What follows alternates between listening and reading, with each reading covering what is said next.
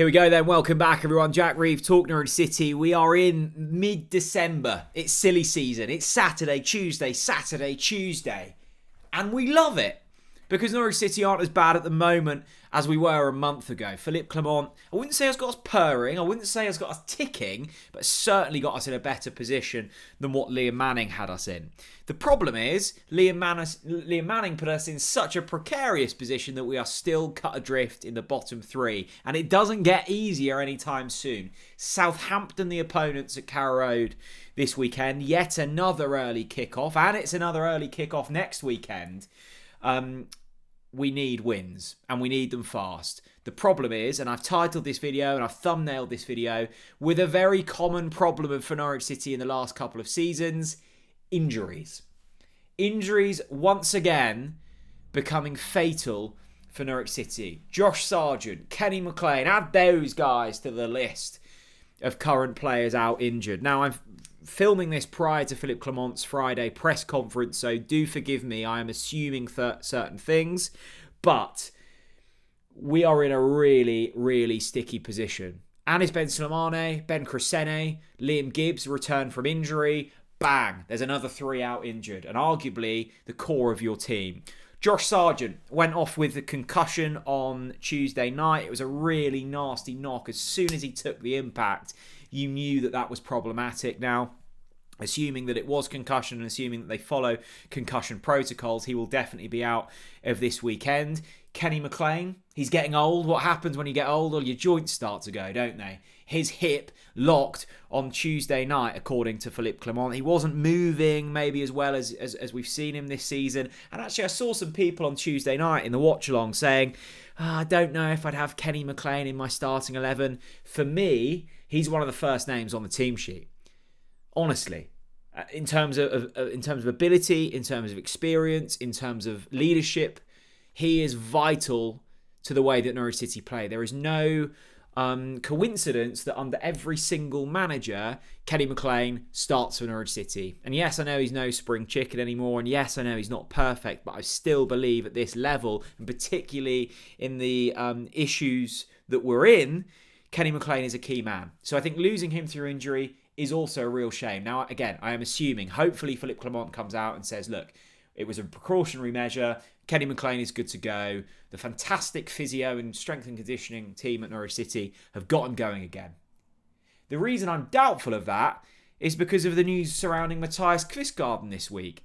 Now, Matthias Kvistgaarden hurt his knee against Coventry a long, long while ago. He missed 6 championship games after that injury. He came back in a few cameo appearances in recent weeks, and now there's a decision around whether he needs surgery on that knee.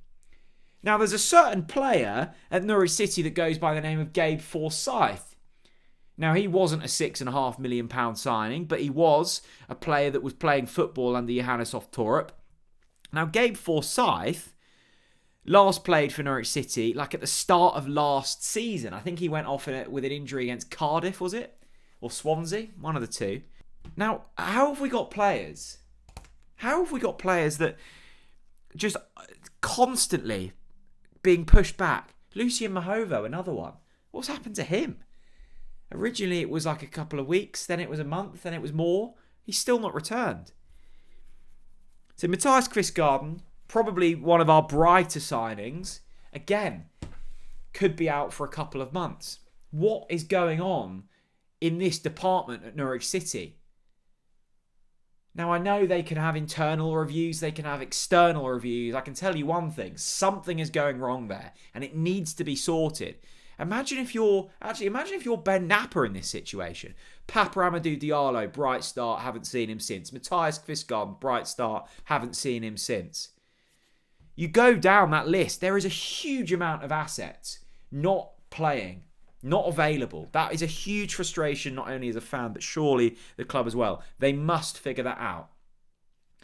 And that has knock-on effects, obviously. Now, this is the starting 11 that I've kind of provisionally put up. Hopefully, that's the defence that we see. Vladan Kovacevic in goal. Kellen Fisher at right-back, who I thought was exceptional on Tuesday night. Shock, playing a right-back at right-back does far better than being out of position.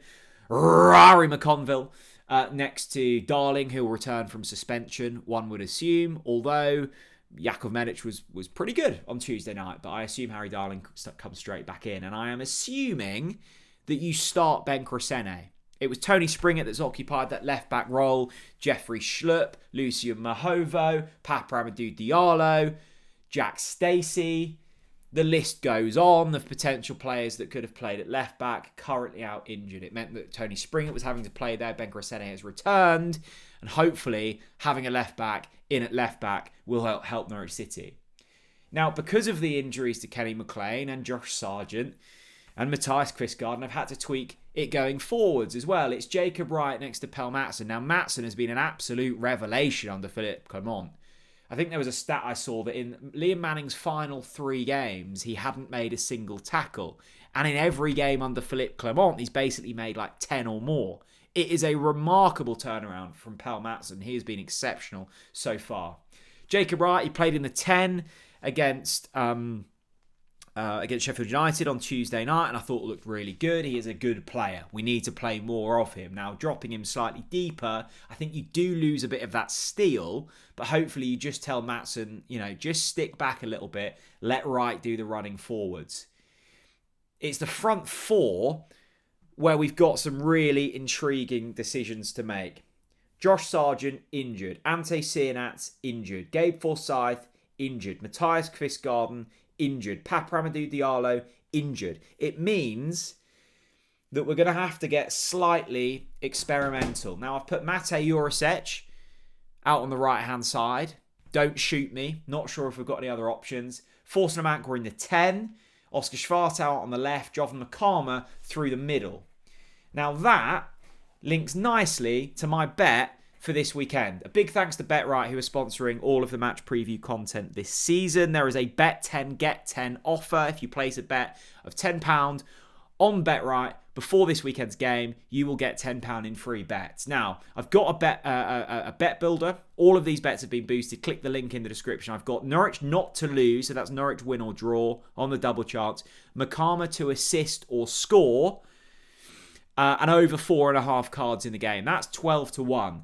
But my single tip for this weekend is just Jovan Makama to score. Now, they've boosted that to 5-1 with BetRight for this weekend. So have your £10 bet on Jovan Makama to score. That will return 60 quid if it comes in. And I fancy Jovan Makama. Got the assist for the own goal on Tuesday night, and he looks a handful, doesn't he? He looks a real handful. Got in a lovely position one-on-one against Watford, which unfortunately put wide. But he's quick. He's strong. He can hold it up. And actually, maybe this, hopefully not long-term injury for Josh Sargent, I think it's more of a concussion thing, could well suit Jovan Makama in the number 9. He strikes me as a player that wants to be through the middle. I like Jovan Makama's chances this weekend. Now, if Sargent starts, happy days. Makama, you assume, starts out on the right-hand side. I think he's one of the shrewdest bit of businesses that Norwich City have made this summer. I think. I like him a lot. So that's my bet for this weekend. There's loads of boosted TNC specials with BetRight down in the comment section below. It's bet 10, get 10 for this weekend's game. Southampton, a quick word for them. Well, they're going really well, aren't they, in recent weeks? And actually, under Will Still, I thought they were slightly unfortunate. Their numbers were far better than the results that they were showing. They have won 6 of their last 7 games. They are purring, and I think they will be pretty much a shoo-in for playoffs this season. They are currently 9th. They'd barely won a game under Will Still, had they? And they've pretty much not got a game without winning since he was sacked. They're looking very good. They have got a fantastic team, it must be said. Lots of money has been spent on that outfit. Look, Norwich, I thought on Tuesday, it was one of those weird games where I thought we dug in and we did enough and we got dirty and we got scrappy and you would take a point, but you're actually disappointed not to win because of that Forster Amanka miss late on.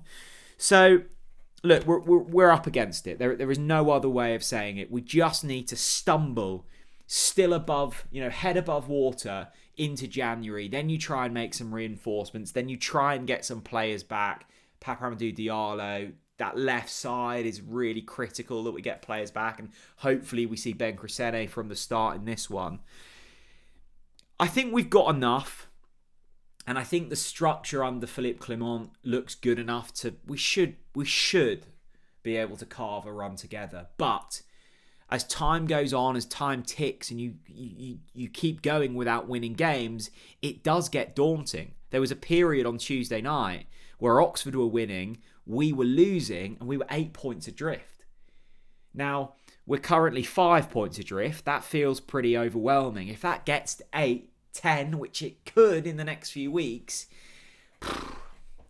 no matter who your team is, no matter who your manager is, that feels like a pretty overwhelming situation to be in. Look, this next 2 games are difficult. Let's try and get 1 win out of the 2. It's Southampton on Saturday, and then it's Preston. Then it gets a little bit easier. Charlton at home, Watford at home. I'd fancy us in those 2. QPR away, Stoke at home. Then you've got the cup game. Then you're back in 2 away games, Wrexham and West Brom. So it's Charlton, Watford, QPR, Stoke. 3 of those 4 at home. And at that point, it's worth saying as well that the January transfer window is open. Look, let's find a win in the next 2, and then let's try and put a bit of a run together. It's momentum. Just keep going, little chunks, without losing football matches. That builds, that breeds, that helps with confidence. Here's hoping. Look, thanks very much for watching. Big thanks to BetRight. You've got to be 18 plus. You've got to gamble aware. I will see you at Carrow Road on Saturday. Thank you very much for watching, everyone. Bye-bye.